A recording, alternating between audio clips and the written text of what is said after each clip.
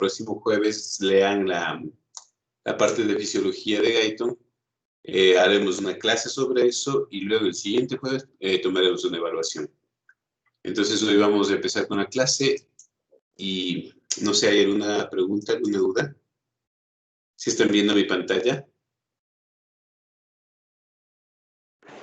Sí, doctor. Ya, entonces, esto es la ley de elasticidad de Hooke para determinar la deformación unitaria, ¿no? Si esto le hablamos a un ingeniero, lo tendría bastante claro, porque ellos hablan de esto. Pero muchas veces para un médico es algo novedoso, nuevo, llamativo, ¿no? ¿Quién me puede explicar qué significa en un cuerpo una zona elástica, una zona plástica y un punto de fractura o de rotura? ¿Quién tiene alguna idea? ¿O quién tiene algún conocimiento de lo que es la ley de elasticidad de Hooke?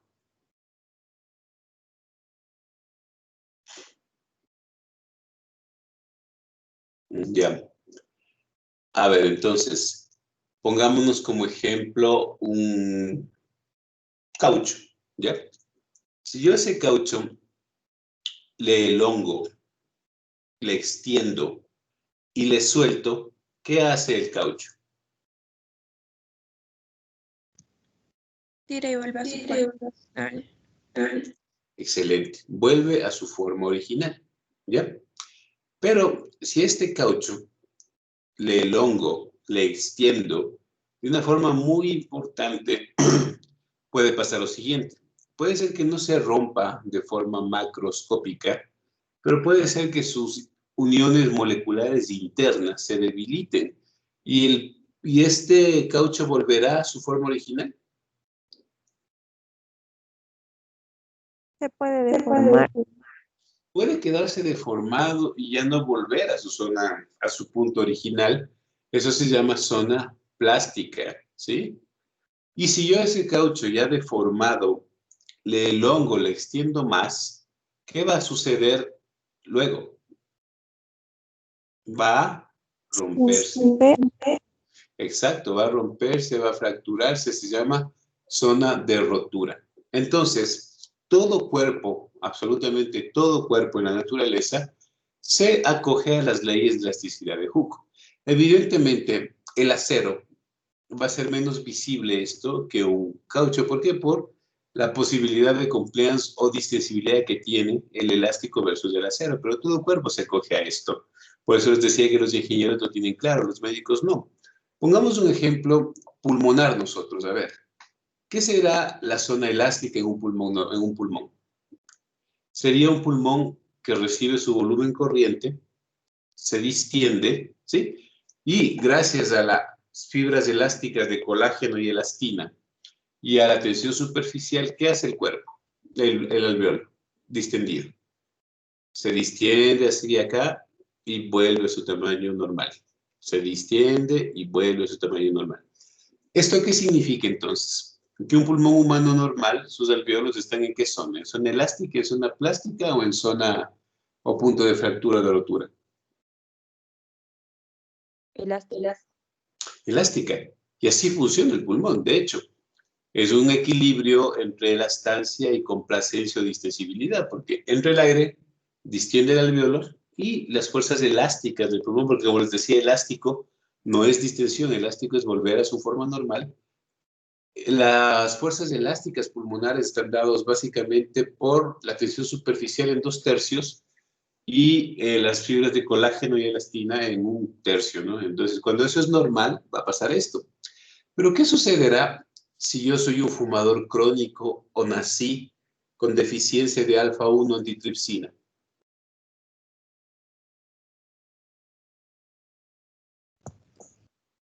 No va a poder ¿Pero qué hace la alfa-1 antitripsina? O sea, Porque a tiene la que final, ver con los procesos fibróticos y la no, transición. no fibróticos, porque el tabaco es una forma secundaria de inhibición de alfa-1 antitripsina.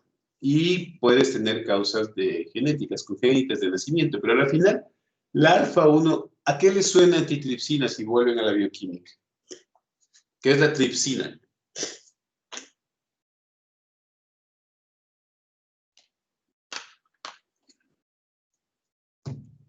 El tripsinógeno se vuelve tripsina y come proteínas. Es una proteasa. Y es una proteasa que coge y que puede romper uniones proteicas. ¿Y de qué están hechos los alvéolos?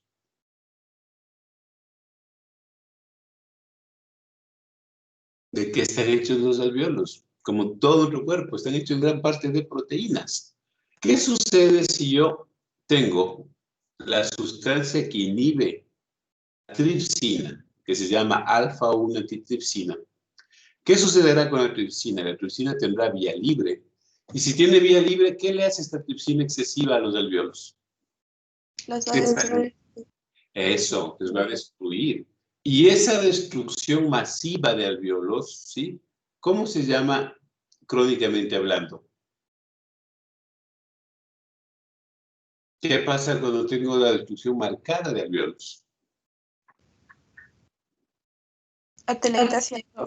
Nunca. Me imagino que ustedes también en neumología ya, y ustedes sabrán que la deficiencia de alfa-1 antitripsina lleva a una patología que se llama enfisema pulmonar.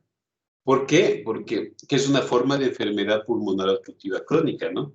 Entonces, al romper todo lo que son las paredes alveolares, los alvéolos chiquititos que son, ¿cómo me quedan? Como bolsas alveolares que tendrán poca o mucha elastancia.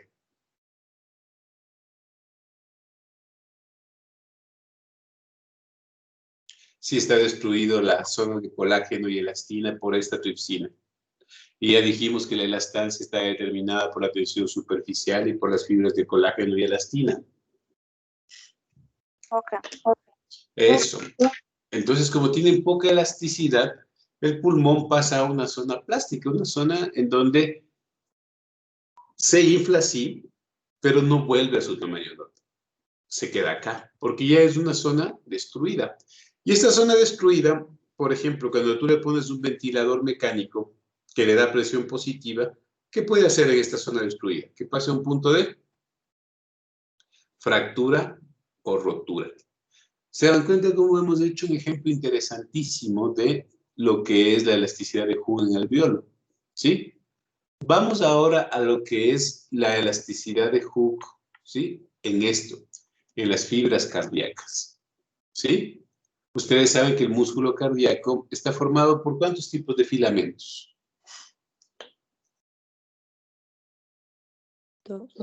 Dos, ¿cuáles eran? ¿Mande? ¿Cuáles eran los dos filamentos? Esos sí hemos visto. Actina y miocina. Sí, sí, o sea, los filamentos están compuestos de actina y miocina, pero teníamos filamentos finos y filamentos gruesos. Los gruesos eran miocina y los finos eran actina y tenían dos cosas más. Troponina y tropomiosina. Excelente, troponina y tropomiosina. Y estos se anclaban y desanclaban y generaban lo que se llama contracción. Nosotros habíamos visto además en fisiología cardíaca que quien distiende o elonga las fibras miocárdicas, ventriculares y auriculares, ¿quién era en forma fisiológica?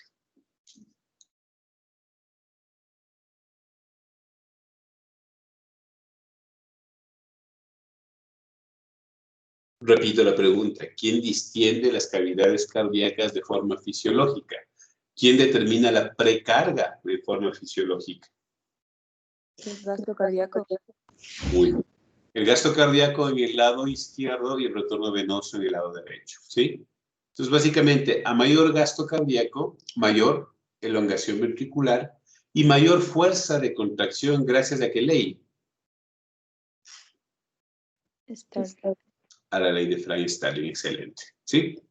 Entonces, eso es la conceptualización fisiológica de esto, ¿no? Entonces, un corazón sano, ¿en qué zona está según la ley de elasticidad de Hooke? ¿En zona elástica, plástica o de fallo o punto de fractura?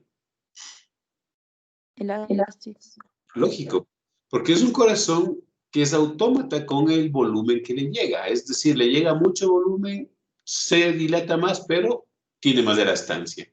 Y siempre tiene este comportamiento de subir y bajar, subir y bajar. Pero ¿qué pasa, como todo cuerpo en la naturaleza, cuando le sobredistiendo al corazón, ¿sí? Y estas fibras miocárdicas presentan microroturas que me pueden llevar ¿a qué? A que el corazón pase de una zona elástica ¿a qué zona según la ley de la estancia de Hooke? Plástica. A zona plástica. Eso significa que el corazón sí se va a llenar, pero el rato que se contrae volverá a su punto cero. Ya no, se va a quedar aquí. ¿Sí? Y eso, por ejemplo, dígame una patología que podría generar este problema. Hipertensión. Hipertensión arterial, perfecto. ¿Alguna otra?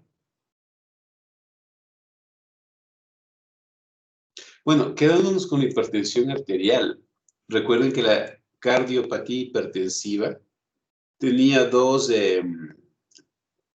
fases, ¿no? Una fase hipertrófica, en donde el corazón que se enfrentaba ante una poscarga incrementada. Por cierto, ¿qué es poscarga? ¿Quién me define? Resistencias periféricas, doctor. O sea, la poscarga de condiciones fisiológicas está determinada por resistencias periféricas, pero según la ley de Laplace, se traducía como la fuerza que se opone a que la fibra miocárdica vuelva a su tamaño normal, ¿no? Pero está bien. Entonces, cuando yo tengo exceso de resistencias periféricas, como la hipertensión arterial, el corazón tiene que vencer más poscarga, ¿sí? Y al necesitar vencer más poscarga, la única forma de hacerlo es hipertrofiándose. Si es que en ese lapso nosotros no pudimos bajar los niveles de poscarga, la fase hipertrófica, ya por cansancio cardíaco, llevará a una fase dilatada, en donde voy a tener grandes cardiomegalias y evidentemente algo que se llama insuficiencia cardíaca. Y la insuficiencia cardíaca se define como la incapacidad del corazón para bombear un gasto cardíaco acorde a las necesidades o requerimientos metabólicos. ¿Queda claro esa parte?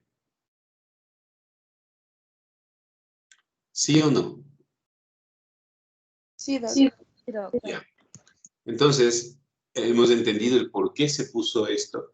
Porque al final el corazón no se escapa de un comportamiento biofísico natural. Es decir, es un cuerpo que según su escenario de acción puede ir desde una zona elástica, que es su zona fisiológica de base, pero en condición patológica puede pasar a zona plástica y en condiciones extremas, en el caso del corazón es poco frecuente, a un punto de fractura o rotura. Esto es la aplicación de la ley de elasticidad de Hooke a un cuerpo biológico, ¿no? Entonces, ¿por qué hablar de los péptidos natriuréticos? Bueno, los péptidos natriuréticos son 4, de los cuales 3 tienen una función ya establecida, que son el tipo A, el tipo B y el tipo C. El tipo A, fundamentalmente, ¿en qué estructura cardíaca?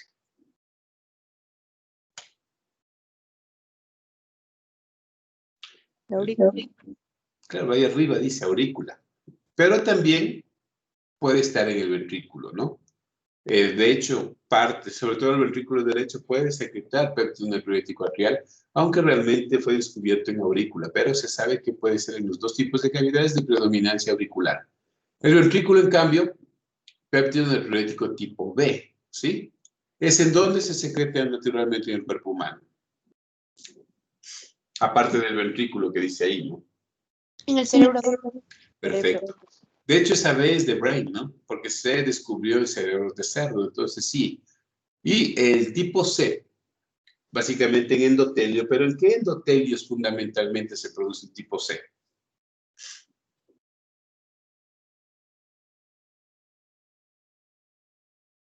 Hay 3 endotelios fundamentales que se producen por fuerzas de cizallamiento endotelial, ¿no? Como las que da la hipertensión. En endotelio renal, endotelio coronario y endotelio pulmonar, ¿sí? Básicamente es en donde se produce el péptido natriurético tipo C. A la final, esto es lo que produce el péptido natriurético de forma fisiológica, ¿no? Cuando las cavidades, porque el estímulo de liberación de los péptidos natriuréticos es químico o mecánico.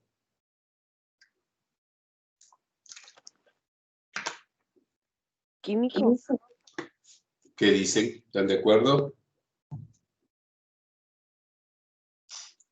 Porque ahí es cuando entiendo el doctor Semaniego cómo se lanzaba de los pisos que ahora da clases, porque ¿cómo me van a decir que es químico cuando yo les dije hasta la saciedad que cuando había dilatación de las cavidades, ¿sí?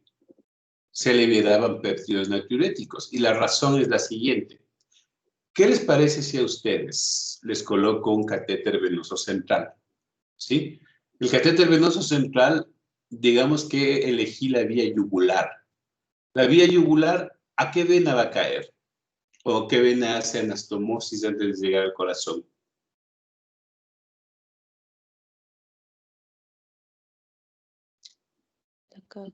La cava. ¿Y cuál cava? ¿Inferior o superior?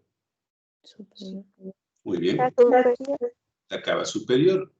¿Qué tal que yo cojo y les paso una solución salina enterita, 1000 cc, 1 litro de solución salina por esa vía central de forma rápida? ¿La cava en dónde desemboca? En la aurícula derecha. En la aurícula derecha. Perfecto. Y justo al ladito de la aurícula de la desembocadura de la cava está ¿qué estructura? El nódulo. Sinusal. Muy bien. Sinusal. ¿Ya? Entonces, ¿qué va a pasar con esa aurícula? Recibe en 10 minutos 1 litro de solución salina. Se distiende. Pero se distiende de forma malévola, ¿no? Coge y se distiende de forma importantísima. ¿Qué hace el cuerpo? Primero activa un reflejo que se llama reflejo de Brambridge, ¿sí? Eso significa que ante la dilatación de la aurícula y la cercanía del nódulo sinusal, se genera un incremento reflejo de la frecuencia cardíaca, es decir, taquicardia. Lógico, porque necesito manejar más retorno venoso, que se traducirá en más gasto cardíaco, porque en condiciones fisiológicas, el retorno venoso y el gasto cardíaco son análogos, ¿sí? Primera cosa, reflejo de Brambridge. Pero lo fundamental, ¿qué hace el cuerpo con una dilatación así de la aurícula? ¿La dilatación es un efecto químico o mecánico? Mecánico. Es mecánico. ¿Perdón? ¿Qué decías? También mecánico, ¿no?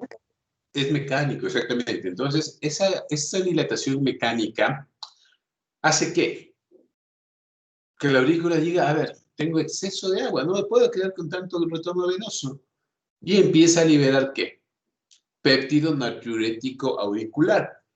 Porque si tú coges y haces un desglose de la palabra natriurético, ¿qué significa natriuresis o natriurético?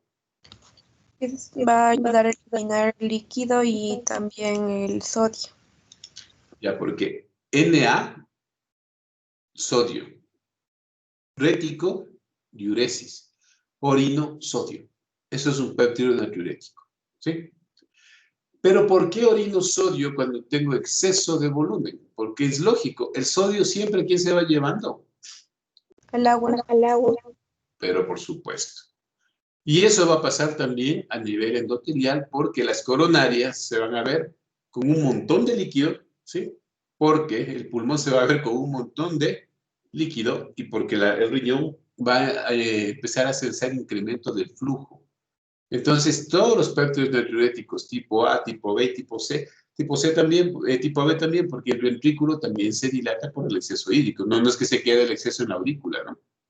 Conclusión final de todo esto es que cuando yo elevo de forma súbita el gasto cardíaco, hay un efecto mecánico que me genera dos cosas, el reflejo de Brambridge, por un lado, y por otro lado, la secreción de péptidos natriuréticos, cuyo objetivo será ¿qué les va a pasar a ustedes luego de los 1000 cc de solución salina que les puse en 5 minutos? ¿En dónde van a estar cada 10 minutos?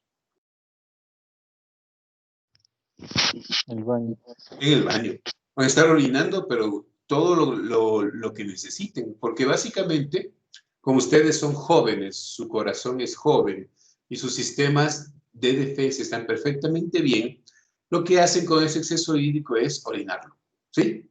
Y restituyen el volumen intravascular normal y las cavidades, ¿qué empiezan a pasar con la aurícula que estaba dilatada?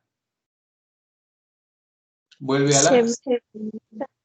la normalidad, exactamente, y deja de haber la secreción de péptidos natriuréticos. En conclusión, ¿los péptidos natriuréticos son necesarios o no?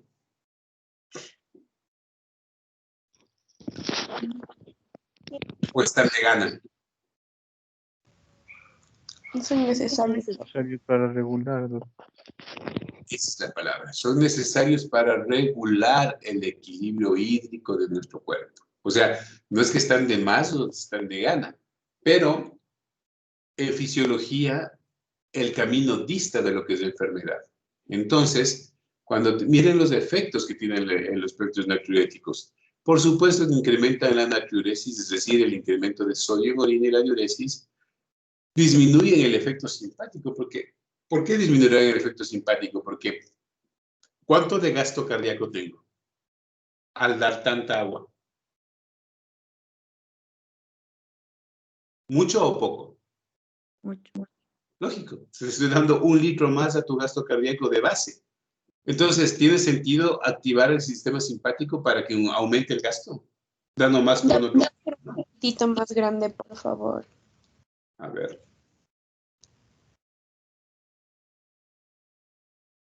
Ahí estamos bien. Sí, Doc, gracias. Entonces, ¿tiene sentido dar un estímulo simpático para que haga un estado de gasto cardíaco alto? Me incremente más frecuencia cardíaca, que me va a dar más gasto, porque recuérdate que la fórmula fisiológica del gasto es volumen de eyección sistólica que esté incrementado por el litro de solución salina que te di por frecuencia cardíaca, que de paso el de Brambridge ya me subió la frecuencia cardíaca. Entonces, no tiene sentido dar actividad simpática en ese momento, cosa que sí tiene sentido cuando el gasto cardíaco es bajo, ¿sí?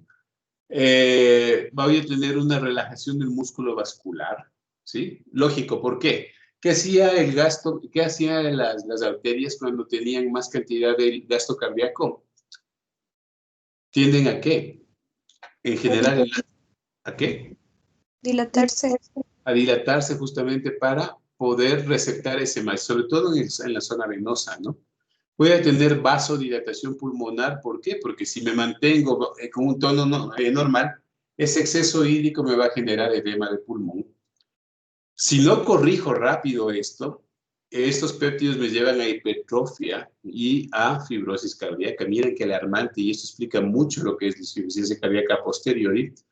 Y, disminuye la fibrosis cardíaca y la hipertrofia. Justamente, ¿por qué? Porque no nos interesa que por ese estímulo tan cortito empiece a haber hipertrofia de cardiomiocitos. Y el sistema renina-angiotensina-aldosterona se inhibe. ¿Por qué se inhibe el sistema renina-angiotensina-aldosterona? ¿Cuál es el principal estimulante del sistema renina-angiotensina-aldosterona? La hipertensión. La hipotensión, pero sobre todo la hipovolemia. Y está bien, ¿por qué? Porque el sistema renina-angiotensina-aldosterona, recuérdate que la angiotensina es ¿qué? ¿Es un vasodilatador o un vasoconstrictor?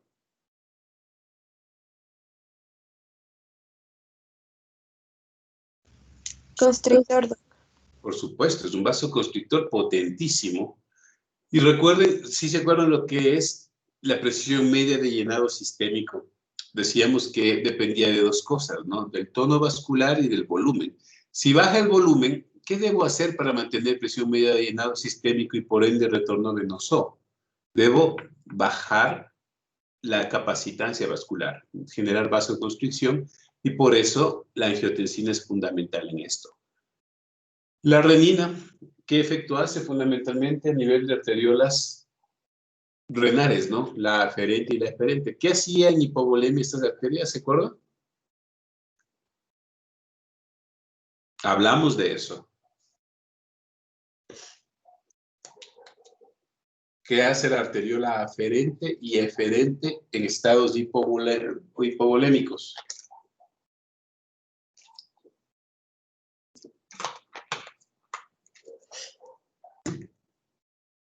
La arteriola aferente se vasodilata. Exacto. Mientras que la eferente se vasoconstriñe. Porque yo les decía que la nefrona tiene dos territorios capilares, uno glomerular y el otro que se llama capilares peritubulares. El glomerular requiere presión, los capilares peritubulares requieren baja presión. Les decía que 60 es la presión media en glomerulares, 13 en peritubulares. Y les decía inclusive que por eso no se debe dar inhibidores de la ECA. ¿Por qué? Porque en condiciones agudas me refiero, ¿no? Porque la enzima convertidora de angiotensina y la angiotensina 2 como tal generan esto, ¿no? Vasodilatación aferente y vasoconstricción eferente con el fin de secuestrar la sangre a nivel del glomérulo y no perder filtración, ¿sí? Es decir, incluso que cuando eso se perpetúa en el tiempo, el paso de sangre de la eferente a los capilares peritubulares se ve mermado y puede llegar a un estado que se llama necrosis tubular aguda, ¿sí? Volviendo al tema, entonces, ¿para qué se activa el sistema renina-angiotensina-aldosterona? Y la aldosterona que hace, por excelencia, retiene sodio y bota potasio, ¿sí? ¿Por qué retiene sodio? Para retener agua. Entonces, el sistema renina-angiotensina-aldosterona se activa en estados fundamentalmente hipovolémicos, hipovolumétricos. ¿Tiene sentido que en un paciente con exceso de agua que le puse se active o se inhibe este sistema?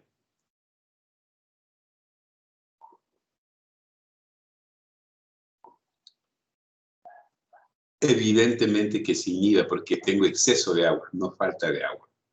Los tres péptidos natriuréticos son tipo A, tipo B y tipo C, que ya hemos hablado. Los orígenes, como ustedes ven aquí, y los estímulos, ¿no? Siempre el estímulo será mecánico, distensión auricular, sobrecarga o distensión ventricular, de presión o de volumen, ¿sí? Y en este péptido natriurético tipo C, esta palabra que es shear stress endotelia, es como fuerzas de corte endotelial, ¿no? Como en la hipertensión, por ejemplo, ¿sí? Y los endotelios vasculares, riñón, pulmón y coronaria, fundamentalmente los activados. ¿Cuáles son los efectos de los natriuréticos auriculares y ventriculares? Natriuresis, vasodilatación, inhibición del sistema renina-angiotensina-aldosterona, inhibición del sistema nervioso simpático, inhiben endotelina, es decir, inhiben todo lo que genera vasoconstricción, incrementan la permeabilidad capilar por lógica. ¿Para qué incrementarán la permeabilidad capilar estos péptidos? ¿Cuál será la idea? ¿Quién puede razonar y decirme eso? Preguntando de otra forma, ¿qué son las células endoteliales? ¿Qué son las caderinas, las claudinas? ¿Qué efecto tienen a nivel de la construcción del endotelio?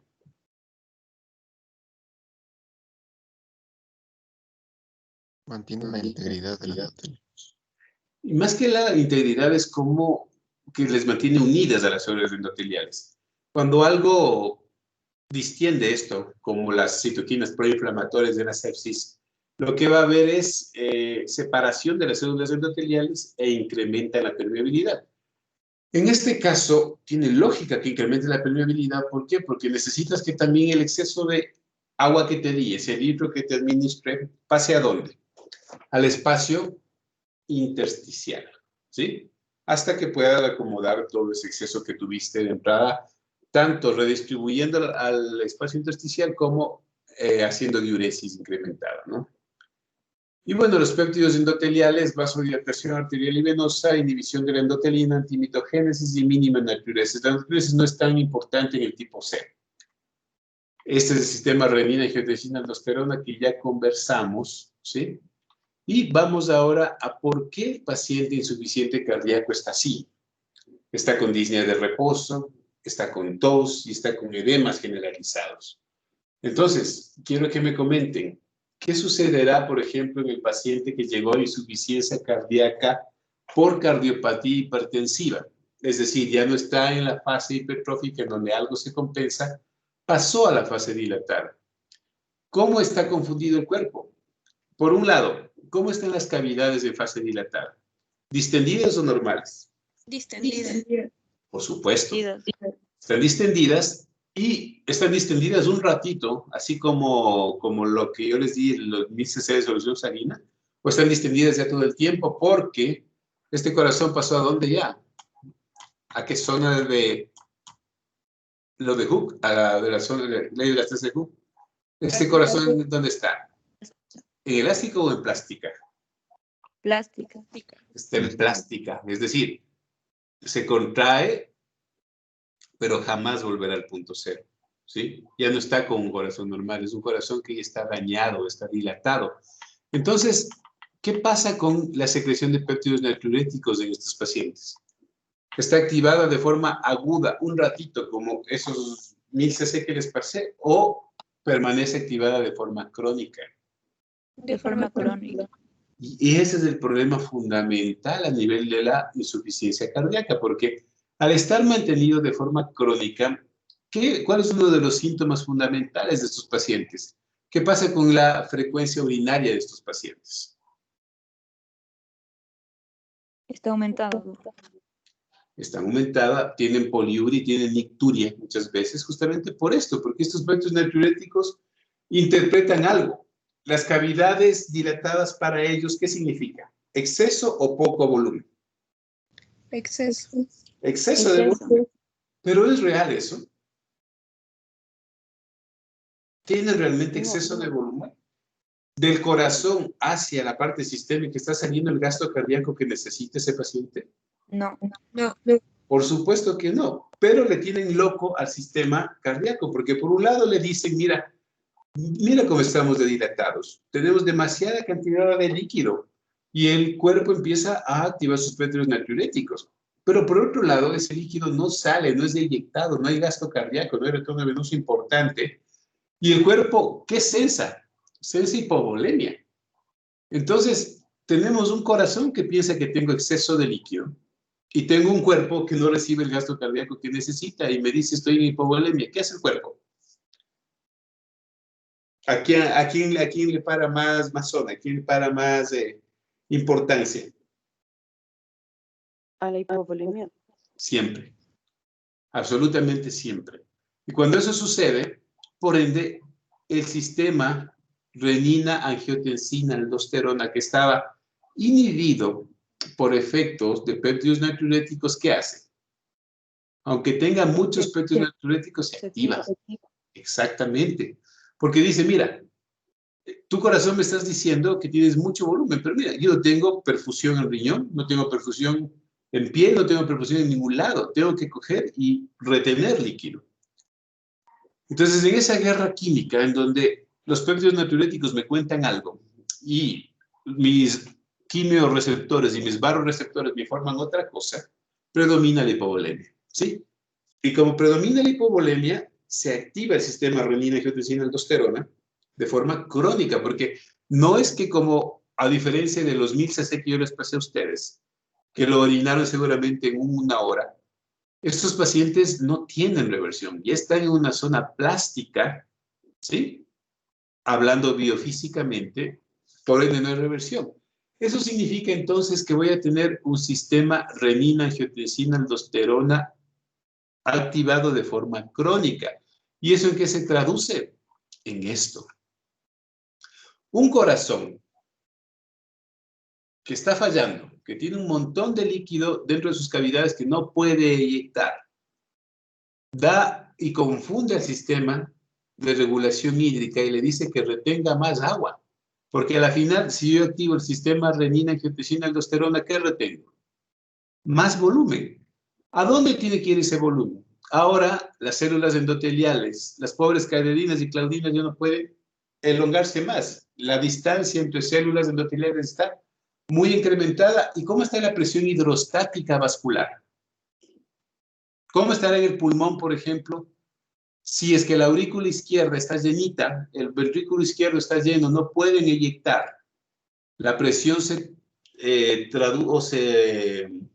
refleja hacia atrás. ¿Cómo estará ese factor de seguridad que era de 21? ¿Superado o no? Sí, doctor. Superado. Superado de largo, con células endoteliales separadas. ¿De qué me llena? ¿De qué se llena el intersticio alveolar y el alveolo? Se llena de un trasudado. Y ese trasudado que no es aire en el alveolo me activa, ¿qué? Los receptores de la tos. Y como ese trasudado está engrosando la membrana alveolo capilar, ¿qué me va a dar?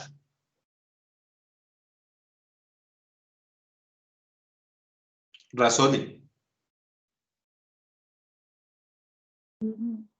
¿Puedes repetir la Dificultad para el pregunta? intercambio gaseoso. Por supuesto, dificultad del intercambio gaseoso, ¿por qué? La difusión, que es lo que genera fundamentalmente, es inversamente proporcional al grosor de la membrana alveolo capilar. Mientras más líquido tengo en el intersticio, más líquido pasa al alveolo, tengo tos y tengo disnea por hipoxemia. ¿Y por qué esa hipoxemia se da básicamente en esto, no? El CO2 se modifica. No se modifica porque el CO2 es 20 veces más difusible que el oxígeno. Entonces, eso es insuficiencia cardíaca izquierda. Y en el lado derecho, ¿qué pasará? Pasa exactamente lo mismo. Las cavas quieren dejar su contenido sanguíneo, ¿en dónde? En la aurícula derecha. Pero resulta que esa aurícula derecha está ultra gorda. ¿Por qué? Porque ya no hay fuerza eyectiva de los ventrículos y está encharcada la sangre. Empieza a haber fallo retrógrado, la sangre se va hacia atrás. ¿Y a dónde va por gravedad primerito la sangre de las venas? A los pies, a los talones, a las pantorrillas. ¿Cómo encuentran ustedes esos pacientes? Con este edema que están viendo aquí en la figura C. Conclusión, la falla cardíaca izquierda genera edema. ¿En dónde? Pulmonar. Excelente. Mientras que la falla cardíaca derecha genera edema periférico y sistémico. ¿Cómo estarán las suprahepáticas que también quieren vaciarse en la cava y no pueden?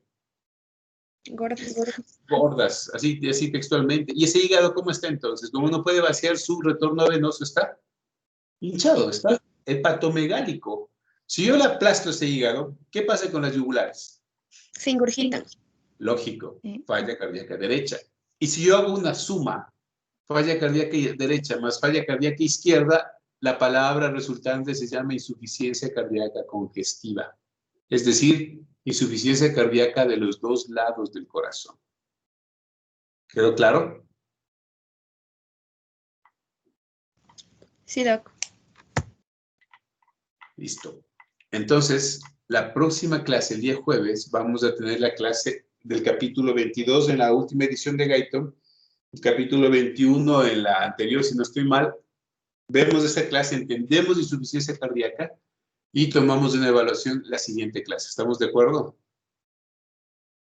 Sí, doc. ¿Ya? Doc, ¿la evaluación va a ser oral o con...? No, escrita también. Ya, doc. Le subo a su aula virtual el día que programemos, el hora que programemos, y me tienen que llenar eso, ¿no?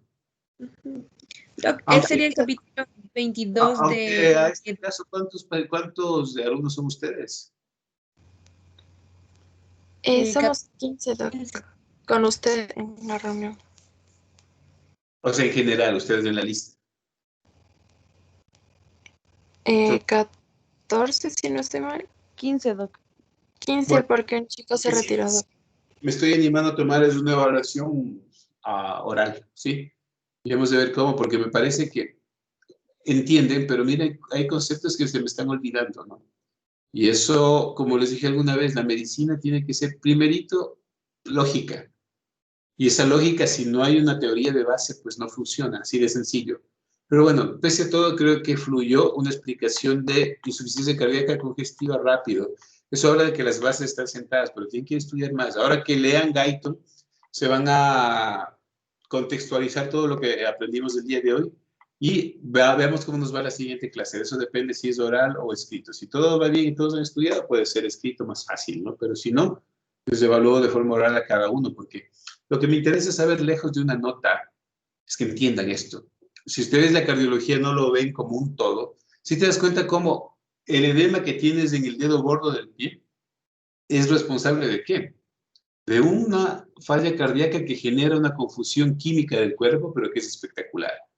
O sea, a donde quiero llegar es de que, para que entiendas lo que pasa en ese edema, debes entender fisiología y debes entender cardiología, ¿no? Y hacia allá, a ese punto debemos llegar. Entonces, el día jueves nos debemos de ver, chicos. No sé si tienen alguna pregunta sobre la clase, sobre algo más. Y me queda claro algo, vean, por darles medicina basada en evidencia me salió un rato del tema y ustedes se me estaban olvidando, ¿no? Tenemos de conversar de eso. Si no hay más de... Perdón. Y sí, fue como que yo me sentí que me había olvidado un poco. Y por supuesto, o sea, la final es de eso. Y ustedes a mí después de este año ya no volverán a ver, pero deberían acordarse los puntos claves, porque esto que estén aprendiendo hoy les sirve para ser médicos, no solo para ser cardiólogos, ¿no? Estos son porque cuando ustedes vean insuficiencia cardíacas congestivas, que es lo que más van a ver, porque nosotros los ecuatorianos nos morimos más de ¿qué? De patología cardiovascular. Tienen que acordarse de esto y cómo tratar. Por ejemplo, ¿cuál sería un fármaco que para ustedes, o cómo sería el razonamiento farmacológico para tratar una insuficiencia cardíaca en donde hay exceso de agua y en donde hay exceso de activación del sistema renina-angiotensina-aldosterona? Diurético. Diurético, pero empezando. ¿Y qué diurético le darían ustedes? ¿Uno de asa, uno tiacídico o un osmótico? Tiacídico. Diacídico. No, furosemida, doc. Sí, por supuesto. Sí. Yo creo que el tiacídico debe darse si es una hipertensión de base para tratamiento de la hipertensión. De acuerdo. Pero el diurético tiacídico no es ni de cerca un solucionador del exceso hídrico. La furosemida sí, la bumetanida sí, porque son diuréticos de asa que generan gran cantidad de incremento de gasto urinario y bajan precarga. Entonces, pero ojo, la furosemida y la bumetanida no funcionan como antihipertensivos. Se los utiliza por el exceso de agua que tengo en el encharcamiento. ¿Cuál es mi mejor monitor para ver si está funcionando eso? Clínicamente. El edema. Lógico. Edema. Pero los edemas se empiezan a fundir rapidito con lo de furosemida. ¿Y qué más debería dar? Otro diurético, ¿pero para qué? ¿Quién me puede decir? Ya atendimos el exceso hídrico. Ahora tengo un sistema renina-angiotensina-aldosterona activado. ¿Qué debería dar? Un YECA, doc. ¿Podrías dar un IECA y un ARA2 a dosis bajas? Sí, por supuesto, para bajar el efecto de angiotensina. Pero fundamentalmente la aldosterona está que me molesta, porque está que, aunque tengo mucha agua, ella recibe poco flujo y está reteniéndome más agua, me está reteniendo sodio y agua. ¿Cómo le bloqueo? Inhibidores de los receptores de aldosterona, doc. ¿Cuál? Alisquireno creo que es. No. ¿Cuál es el inhibidor farmacológico de la aldosterona? Evidentemente, si la aldosterona bota potasio y retiene sodio, debo dar el diurético ahorrador de potasio, que hace ¿qué? Retiene potasio y bota sodio, y eso se llama espironolactona, que es un inhibidor directo de la aldosterona. ¿Sí? Y ya van a ver que aunque ese tiene muy poco efecto diurético como tal, al inhibir la aldosterona mejora la condición de esos pacientes. ¿Sí? Si yo mido pétridos natriuréticos en estos pacientes, ¿cómo estarán? ¿Altos, bajos o en los cielos?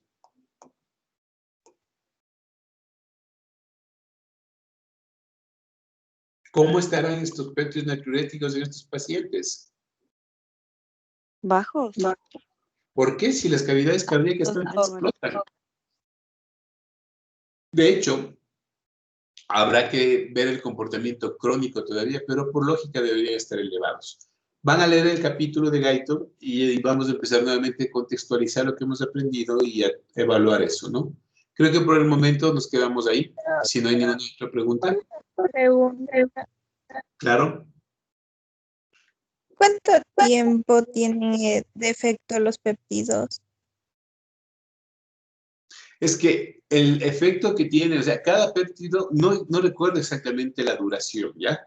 Pero el efecto del péptido, créeme que en 24 horas está fuera, si es que la causa que lo generó ha sido resuelta. En el ejemplo que puse inicialmente con ustedes, ¿sí? Además también depende de que, perdón que te interrumpa, cuál es la parte que mido. Yo puedo medir el ProBNP, puedo medir el NT-proBNP, ¿sí? Que es el N-terminal. Eso depende de estabilidad química. Más se está midiendo el NT-proBNP, ¿sí?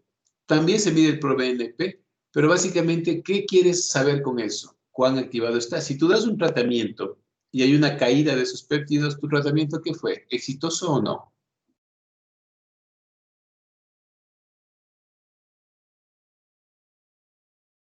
¿Qué piensan? Si tengo una paciente con péptidos elevadísimos, porque hay distensión mecánica de cavidades, doy un tratamiento con diurético, doy un tratamiento con espironolactona, ¿qué esperan ustedes como médicos? ¿Que baje o que se quede igualito los péptidos natriuréticos? Que baje. Que va. Por supuesto, entonces es una forma, un biomarcador también de ver cómo está funcionando mi tratamiento. El problema es que el ProBNP y el NT-proBNP no son pruebas que se hagan de forma rutinaria en un laboratorio, ¿no? O sea, realmente muy pocos laboratorios van a tener el acceso a ello. Inclusive actualmente en estos pacientes con descompensación, ¿sí? Cuando vienen descompensados con disnea, el médico de emergencia quiere saber si esa disnea es atribuible a que su falla cardíaca se activó o que de pronto hizo un proceso infeccioso neumónico. Si la disnea es cardíaca o pulmonar, ahí también funciona el ProBNP y el NT-proBNP, porque si son altos la disnea, ¿qué será? ¿Cardíaca o pulmonar? Cardíaca. Excelente. Si ese concepto lo entienden, básicamente están entendiendo lo que es clínica cardíaca, porque así funciona. Y de hecho, la sensibilidad y especificidad es bastante importante para descartar para el médico emergenciólogo, ¿no?